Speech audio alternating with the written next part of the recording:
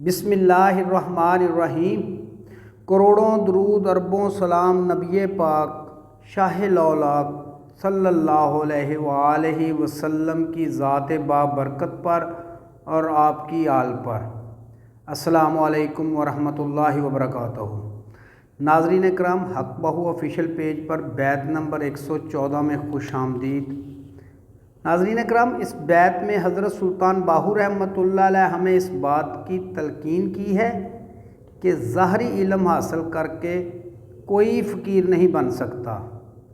حضرت سلطان باہو رحمۃ اللہ علیہ اپنے اس بیت میں فرماتے ہیں، عین علم و جو کرے فقیری، کافر مرے دیوانہ ہو۔ یعنی آپ رحمۃ اللہ علیہ فرماتے ہیں، جو بندہ صرف اپنے علم کے زور پر فقر کے راستے پر چلنے کی کوشش کرتا ہے وہ کافر ہو کر مرے گا۔ ناظرین اکرام، حضرت سلطان باہو رحمۃ اللہ علیہ نے اس کلام میں بہت خوبصورت بات کر دی ہے کہ اس دور میں لوگ علم حاصل کر کے تعویذ، دھاگے، دم درود، جادو ٹونے، جنتر منتر کے اعمال کرتے اور ساتھ خود کو فقیر بھی کہلواتے ہیں۔ یہ کام تو صرف دولت کمانے کا ذریعہ ہیں۔ دنیاوی مال و اسباب کی خاطر عبادت کرنا یا عمل کرنا فقر یا فقیری نہیں ہوتی۔ فقر تو اللہ تعالیٰ کے قرب کو حاصل کرنے کا عمل ہے۔ فقر کمانے والے سب سے پہلے دنیا داری سے نفرت کرتے ہیں۔ جو لوگ اپنے علم کے زور پر فقیری کا روپ دھار کے تعویذ وغیرہ دیتے ہیں، جادو ٹونا کرتے ہیں، ان کا فقر سے کوئی تعلق واسطہ نہیں ہے، بلکہ ان کی آخرت برباد ہوگی اور وہ فاسق لوگ ہیں۔ تو آئیے قرآن پاک میں دیکھتے ہیں کہ رب تعالیٰ ہمیں کیا ارشاد فرماتے ہیں۔ سورہ التوبہ آیت نمبر 24 میں فرمان خدا ہے، اور اللہ فاسق لوگوں کی رہنمائی نہیں کرتا۔ سورہ الکاف آیت نمبر 104 میں فرمان خدا ہے، وہ کہ دنیا کی زندگی میں جن کی ساری سعی و جہد راہ راست سے بھٹکی رہی اور وہ سمجھتے رہے کہ وہ سب ٹھیک کر رہے ہیں۔ حضرت سلطان باہو رحمۃ اللہ علیہ اپنی کتاب عین الفقر میں ایک مقام پر فرماتے ہیں، اے باہو، علم تو محض گفتگو ہے جس سے فقر تک رسائی ممکن ہی نہیں، لہٰذا تو جو علم بھی جانتا ہے اس کو اپنے دل سے دھو ڈال۔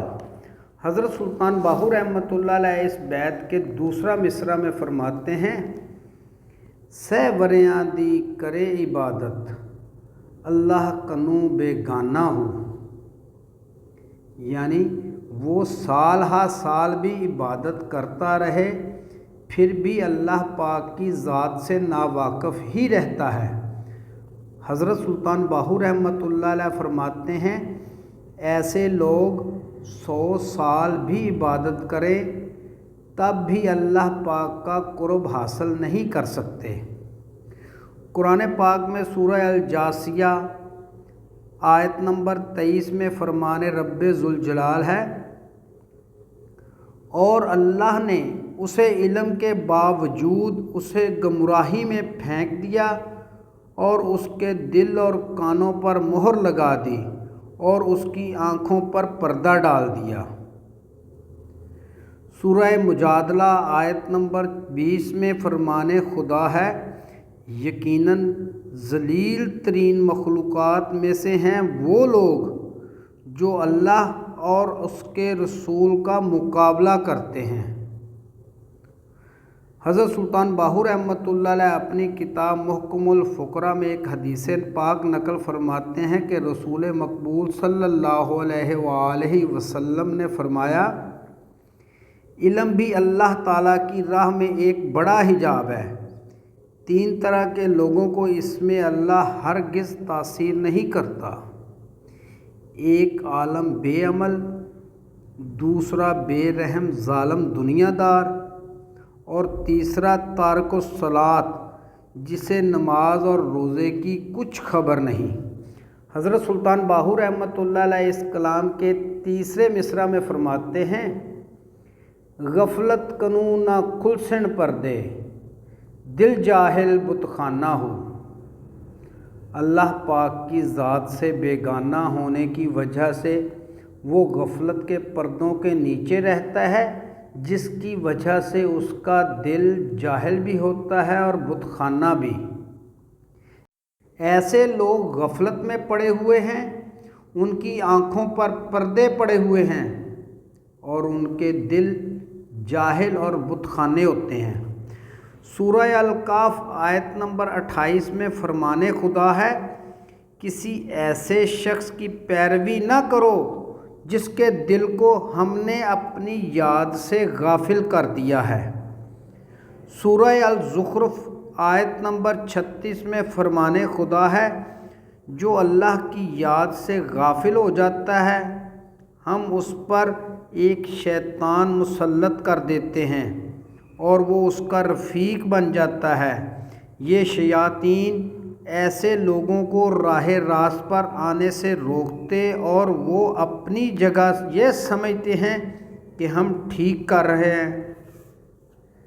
حضرت سلطان باہو رحمۃ اللہ علیہ اپنی کتاب کلید التوحید کلام میں ایک حدیث پاک نقل فرماتے ہیں کہ رسول اللہ صلی اللہ علیہ وآلہ وسلم نے فرمایا، اللہ تعالیٰ تمہاری صورتوں اور تمہارے اعمال کی طرف نہیں دیکھتا، وہ تمہارے دلوں میں چھپی تمہاری نیتوں کو دیکھتا ہے۔ حضرت سلطان باہو رحمۃ اللہ علیہ اپنی اسی کتاب کلید التوحید کلام میں ایک مقام پر فرماتے ہیں، مردہ دل لوگ تو باطن صفا عارفان حق کے راستے میں نہ دم مار سکتے ہیں نہ قدم رکھ سکتے ہیں، کیونکہ دنیا ان کی پیشوا ہے اور وہ بے شمار بتوں کے پجاری ہیں جو ان کے دلوں میں موجود ہیں۔